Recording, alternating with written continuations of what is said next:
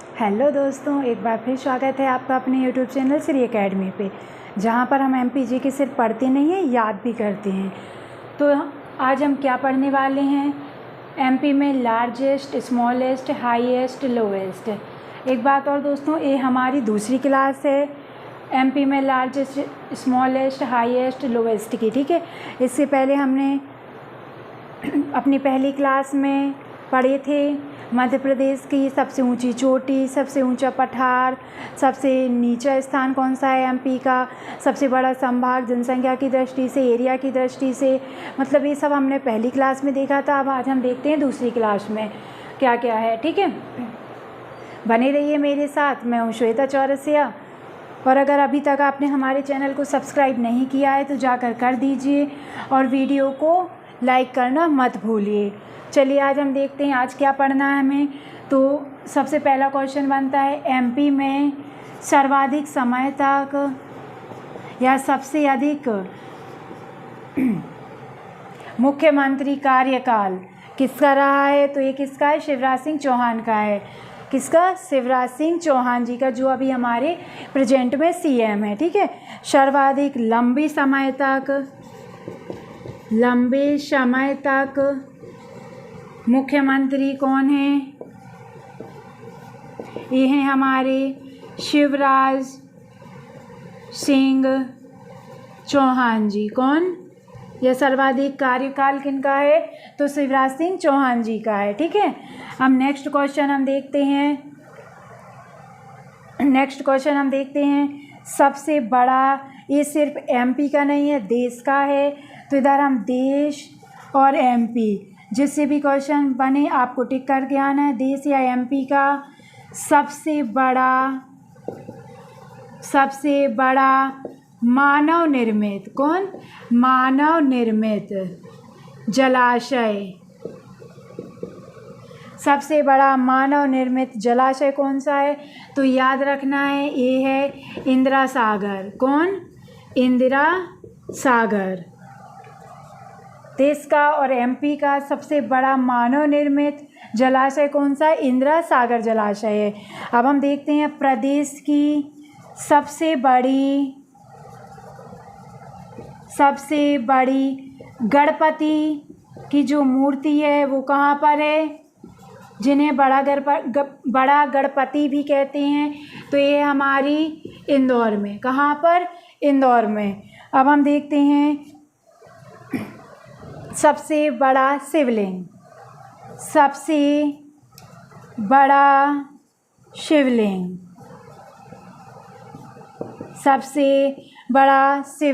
तो ये कहाँ पर है? भोजपुर में है। कहाँ? भोजपुर में। ठीक है, कहाँ पर है ये? भोजपुर में है। अब हम देखते हैं मध्य प्रदेश का सबसे गर्म स्थान कौन सा है? तो ये है गंज बासौदा। कौन सा? गंज बासौदा। ठीक है, अब हम देखते हैं सबसे ठंडा स्थान एमपी का। तो ये है शिवपुरी। मध्य प्रदेश का सबसे ठंडा स्थान कौन सा है? शिवपुरी है। ठीक है, अब हम बात करते हैं कल हमने पढ़ा था सर्वाधिक वर्षा वाला स्थान, सबसे कम वर्षा वाला स्थान, और आज क्या देखा है? तो दोनों अलग अलग ही थे, आपको बिल्कुल कंफ्यूज नहीं होना है। तो सबसे गर्म स्थान गंज बासौदा है, सबसे ठंडा स्थान शिवपुरी है। आप ये बिल्कुल भी मत सोच लेना कि सर्वाधिक वर्षा पचमढ़ी में होती है तो ठंडा स्थान भी पचमढ़ी होगा, बिल्कुल नहीं है। सबसे ठंडा स्थान हमारा कौन सा है? शिवपुरी है। अब इसके आगे हम देखते हैं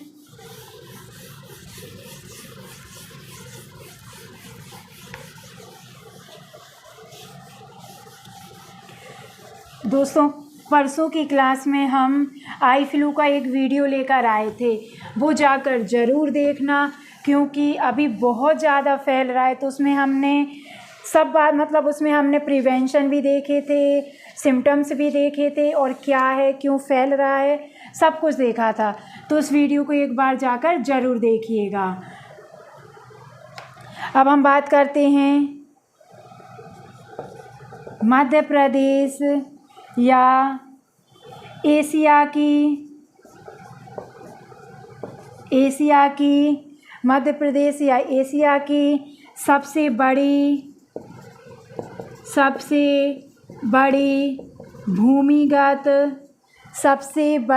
भूमिगत ताम्र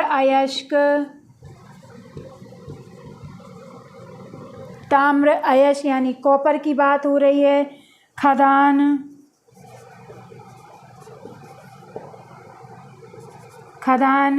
कहाँ पर है ये है हमारी मलाजखंड। कहाँ पर? मलाजखंड में। किस डिस्ट्रिक्ट में आती है ये? बालाघाट। एशिया की सबसे बड़ी भूमिगत ताम्र अयस्क खदान कहाँ पर है? मलाजखंड, जो किस डिस्ट्रिक्ट में आता है? ये आता है अपना बालाघाट में। अब इससे रिलेटेड एक क्वेश्चन और बन जाता है कि इसका उद्घाटन कब हुआ था? तो इसका उद्घाटन होता है या भूमि पूजन, तो ये होता है 12 अप्रैल 2015 में। कब होता है? 12 अप्रैल 2015 में। अब हम इसके आगे देखेंगे, मध्य प्रदेश का सर्वाधिक केला उत्पादन जिला कौन सा है? केला उत्पादन जिला, तो ये है बुरहानपुर। कौन सा है? बुरहानपुर है। ठीक है, याद रखना है, बुरहानपुर है। ठीक है। नेक्स्ट क्वेश्चन, एशिया का सबसे बड़ा पनीर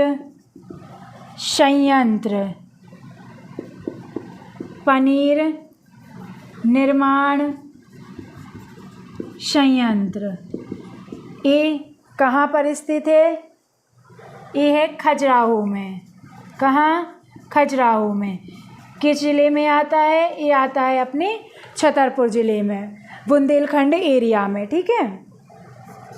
अब इसके आगे हम देखते हैं, कल हमने पढ़ा था सबसे बड़ा पठार, तो उसी से रिलेटेड कभी कभी क्वेश्चन बन जाता है, सबसे बड़ा भौतिक विभाग वाला क्षेत्र कौन सा है एमपी का? तो याद रखना है ये मालवा का पठार है या मालवा है। ठीक है। अब देखना है इसके आगे, सर्वाधिक लिंगानुपात और सबसे कम लिंगानुपात वाला जिला। कल हमने एरिया में देखा था, अब आज देखे थे हम लिंगानुपात में। तो सर्वाधिक लिंगानुपात यानी सबसे अधिक लिंगानुपात वाला जिला ये है हमारा बालाघाट। तो बालाघाट से रिलेटेड दो क्वेश्चन हो जाते हैं। सबसे बड़ी भूमिगत ताम्र अयस्क की खदान मलाजखंड बालाघाट में है। दूसरा क्वेश्चन बन जाता है सर्वाधिक लिंगानुपात वाला जिला बालाघाट है। तो इस कितना है? ये है 1,000,1021। ये रेशियो है, अगर एग्ज़ाम में रेशियो पूछ लिया जाता है। ठीक है। अब हम देखते हैं सबसे कम लिंगानुपात ये किस ज़िले में है? ये है भिंड ज़िले का। कितना है? 1000 रेशियो 837। कितना है? 1837। याद रहेगा ना। अभी अपन ने बात की ज़िले की। अब बात करते हैं संभाग में सबसे अधिक लिंगानुपात वाला संभाग कौन सा है और सबसे कम लिंगानुपात वाला संभाग कौन सा है। ठीक है। तो सबसे अधिक लिंगानुपात किस संभाग का है? जबलपुर। सबसे कम लिंगानुपात वाला संभाग ये है हमारा चंबल संभाग। कौन सा? चंबल संभाग। ठीक है। अब देखना है सर्वाधिक ग्रामीण यानी सबसे अधिक ग्रामीण जनसंख्या किस ज़िले में है? तो वो है रीवा में। कहाँ पर सबसे अधिक ग्रामीण जनसंख्या? रीवा में है। ठीक है, सबसे अधिक ग्रामीण जनसंख्या हमारी रीवा में है। अब हम बात करते हैं सबसे अधिक सघन आबादी वाला संभाग और सबसे विरल आबादी वाला संभाग कौन सा है। ठीक है, तो सबसे अधिक सघन आबादी वाला संभाग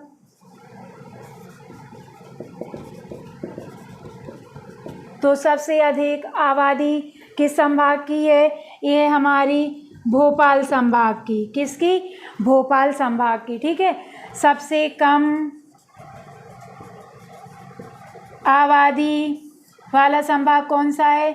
सर्वाधिक आबादी वाला संभाग भोपाल है। सबसे कम आबादी वाला या विरल आबादी वाला संभाग शहडोल है। अब इसमें हम देखेंगे जिला, यानी सबसे सघन आबादी वाला जिला कौन सा है और सबसे कम यानी सबसे विरल आबादी वाला जिला कौन सा है। तो सबसे सघन आबादी वाला जिला, सबसे सघन आबादी वाला जिला आप नोट कर लीजिए। तो सबसे अधिक आबादी वाला जिला है हमारा इंदौर, सबसे सघन है। ठीक है, और सबसे विरल आबादी वाला जिला यानी सबसे कम आबादी किस ज़िले की है? तो वो है हमारी डिंडोरी की। किसकी है? डिंडोरी ज़िले की है। सबसे कम या सबसे विरल आबादी, सबसे विरल आबादी वाला ज़िला है डिंडोरी। कौन सा? डिंडोरी। इधर सॉरी गलती हो गई, भोपाल है, भोपाल। सबसे अधिक सघन आबादी वाला ज़िला भोपाल है। सबसे विरल आबादी वाला ज़िला हमारा डिंडोरी है। ठीक है, अब हम देखते हैं सर्वाधिक गेहूँ किस क्षेत्र में होता है? सर्वाधिक गेहूँ उत्पादन कहाँ पर होता है यानी किस क्षेत्र में होता है? तो वो है हमारा मालवा। कौन सा है? मालवा। हमने सीखा सबसे अधिक लिंगानुपात वाला संभाग जबलपुर है, सबसे कम लिंगानुपात वाला संभाग चंबल है, सर्वाधिक ग्रामीण जनसंख्या रीवा की है, सबसे सघन आबादी वाला संभाग भोपाल है, सबसे कम यानी विरल आबादी वाला संभाग शहडोल है, सबसे अधिक यानी सबसे अधिक सघन आबादी वाला जिला भोपाल है, सबसे विरल आबादी वाला जिला हमारा डिंडोरी है, सर्वाधिक गेहूँ उत्पादक क्षेत्र कौन सा है? मालवा है। अब इसके आगे हम देखते हैं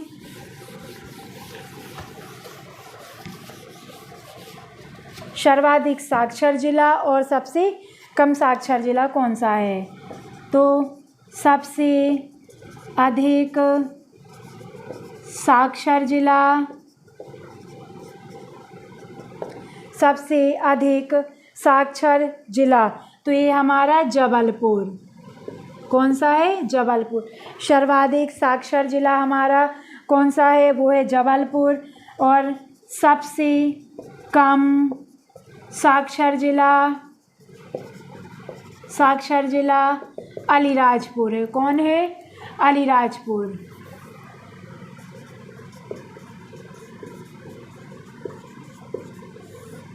इधर अलीराजपुर से रिलेटेड एक क्वेश्चन क्या 3 क्वेश्चन और बनते हैं। देखो, पहला क्वेश्चन बन गया सबसे कम साक्षर जिला हमारा अलीराजपुर है। दूसरा क्वेश्चन का क्या बन जाता है? सबसे कम महिला साक्षर जिला, तो ये हमारा अलीराजपुर है।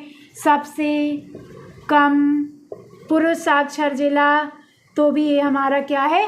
अलीराजपुर है। याद रहेगा ना, सबसे अधिक साक्षर जिला जबलपुर है, सबसे कम साक्षर जिला अलीराजपुर है, सबसे कम महिला साक्षर जिला अलीराजपुर है और सबसे कम पुरुष साक्षर जिला भी हमारा अलीराजपुर है। ठीक है, अब हम बात करते हैं सबसे अधिक महिला साक्षर जिला। सबसे अधिक महिला साक्षर जिला तो ये हमारा कौन सा है? भोपाल है। अगर हम पुरुष की बात करें तो पुरुष में हमारा इंदौर आता है, इंदौर आता है, ठीक है।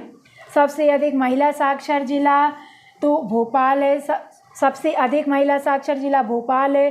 पुरुष साक्षर जिला सबसे अधिक इंदौर है, ठीक है। इंदौर से रिलेटेड एक क्वेश्चन और बनता है, सबसे बड़ा नगर कौन सा है? नगर तो क्या है? इंदौर है, ठीक है। कौन सा है? इंदौर है। अब इसके आगे हम देखते हैं एमपी में सबसे अधिक प्रचार होने वाला यानी सबसे ज़्यादा पढ़ा जाने वाला समाचार पत्र यानी न्यूज़पेपर कौन सा है? तो ये हमारा दैनिक भास्कर। कौन सा है? दैनिक भास्कर। याद रखना दोस्तों, ये हमारा दैनिक भास्कर है। अब बात करते हैं हम इंदौर से रिलेटेड एक क्वेश्चन और, सर्वाधिक जनसंख्या वृद्धि यानी सबसे अधिक तेज़ी से जनसंख्या वृद्धि किस ज़िले में हो रही है? तो वो हो रही है हमारे इंदौर में। किस ज़िले में हो रही है? इंदौर ज़िले में हो रही है। और जनसंख्या की दृष्टि से सबसे बड़ा ज़िला भी हमारा कौन सा है? वो भी हमारा इंदौर है, ठीक है। सबसे बड़ा ज़िला इंदौर है। और जनसंख्या की इधर देखें, सर्वाधिक वृद्धि करने वाला ज़िला कौन सा है जनसंख्या में? इंदौर है। और सबसे कम वृद्धि कौन कर रहा है? सबसे कम वृद्धि करने वाला ज़िला कौन सा है? तो ये है हमारा अनूपपुर। कौन है? अनूपपुर है। बिल्कुल कंफ्यूज नहीं होना है। सर्वाधिक वृद्धि करने वाला ज़िला, जनसंख्या में सर्वाधिक वृद्धि करने वाला ज़िला इंदौर है और सबसे कम वृद्धि दर अनूपपुर की है। किसकी है? अनूपपुर की है, ठीक है। अब हम देखते हैं सबसे बड़ी तहसील कौन ज़िले की है, ठीक है। सबसे बड़ी तहसील, तो सबसे बड़ी तहसील है जनसंख्या की दृष्टि से इंदौर है, ठीक है। यानी इंदौर से रिलेटेड अपन ने कितने क्वेश्चन देखे हैं, एक बार उन्हें देख लें। इंदौर, तो इंदौर में सबसे बड़े गणपति जी हैं, ठीक है। गणपति जी विराजमान हैं। सर्वाधिक जनसंख्या वाला ज़िला इंदौर है। सर्वाधिक जनसंख्या वृद्धि दर, सर्वाधिक जनसंख्या जो वृद्धि दर है वो भी इंदौर की है। और देखें हम सबसे बड़ी तहसील जनसंख्या की दृष्टि से, तहसील तो वो भी हमारी कौन सी है? इंदौर है। कौन सी है? इंदौर है, ठीक है। अब देखते हैं हम जनसंख्या की दृष्टि से सबसे छोटी तहसील, तो ये है निवाड़ी। कल हमने पढ़ा था जनसंख्या की दृष्टि से या एरिया के अकॉर्डिंग सबसे छोटा ज़िला कौन सा है? निवाड़ी है। तो जनसंख्या की दृष्टि से सबसे छोटी तहसील भी हमारी कहाँ पर है? निवाड़ी में है। याद रहेगा ना, कहाँ पर है? निवाड़ी में है, ठीक है। वनव्रत हमने कल ही पढ़ लिए थे, साक्षर जिला हो गए हैं। एक बात और बता दें, जो सर्वाधिक वृक्ष हैं, जो सर्वाधिक वृक्ष हैं वो किस चीज़ के एमपी में पाए जाते हैं? ये पाए जाते हैं हमारे सागौन के। किसके? सागौन के, ठीक है। एक बात और, सर्वाधिक पशु कौन सा पाया जाता है एमपी में? तो वो है चीतल। कौन सा है हमारा यानी सर्वाधिक पाया जाने वाला वन्य पशु? तो वो है चीतल। कौन सा है? चीतल है। अब हम बात करते हैं जनजाति की, ठीक है। यानी सबसे बड़ी जनजाति कौन सी है एमपी की? सबसे बड़ी जनजाति, सबसे बड़ी जनजाति एमपी की भील है। सबसे बड़ी एमपी की जनजाति कौन सी है?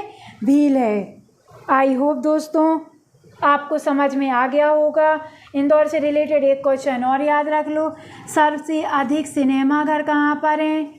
यानी थिएटर सबसे अधिक कहाँ पर है? तो वो भी अपने इंदौर में है। कहाँ पर? इंदौर में है। इंदौर से रिलेटेड जितने क्वेश्चन बनते थे हमने सब देख लिए हैं। वैसे एमपी में लार्जेस्ट, स्मॉलेस्ट, हाईएस्ट, लोएस्ट यानी सबसे ऊंचा, सबसे नीचा, सबसे बड़ा, सबसे छोटा, सबसे कम, सबसे ज़्यादा, जितने भी क्वेश्चन हम बन सकते थे वो हमने सारे पढ़ लिए हैं, सब आपको याद भी हो गए होंगे। अगर नहीं हुए हैं तो आपको बिल्कुल परेशान नहीं होना है, इनके नोट्स बनाना है और बस इनको 1 से 2 बार पढ़ना है, ठीक है। अब इसके आगे एमपी की नेक्स्ट क्लास में हम देखेंगे। तब तक के लिए आप स्वस्थ रहिए, खुश रहिए, अपना ध्यान रखिए और पढ़ाई निरंतर करते रहिए। बाय बाय दोस्तों, नमस्कार।